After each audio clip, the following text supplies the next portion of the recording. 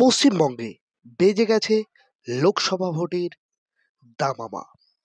ইতিমধ্যেই আইএসএফ তথা Indian secular front Lok Sabha কেন্দ্রিক পর্যবেক্ষকের নাম ঘোষণা করলেন ফেসবুক পেজে। আসুন দেখে নিই কারা কারা পর্যবেক্ষকের দায়িত্ব পেয়েছেন।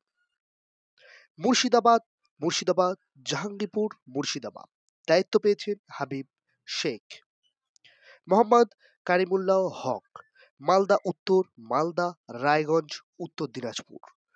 লক্ষ্মীকান্ত হাঁসদা, ঝাড়গ্রাম, পুরুলিয়া, বিষ্ণুপুর, বাঁকুড়া।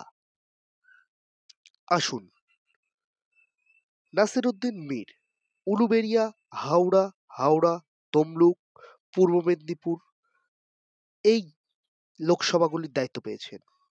মালদা দক্ষিণ, মালদা, বালুরঘাট, দক্ষিণ দিনাজপুর দায়িত্ব পেয়েছেন মোহাম্মদ আলী কালিমুল্লাহ।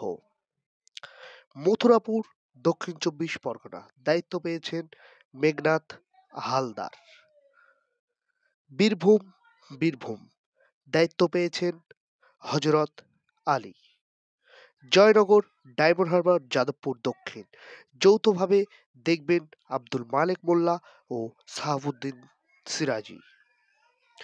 বারাসাত উত্তর চব্বিশ পরগনা, বনগাঁ দক্ষিণ চব্বিশ পরগনা, কোচবিহার দায়িত্ব পেয়েছেন তাপস ব্যানার্জি। শ্রীরামপুর, হুগলি, আরামবাগ, হুগলি, কৃষ্ণনগর, নদিয়া দায়িত্ব পেয়েছেন শামসুর আলী মল্লিক।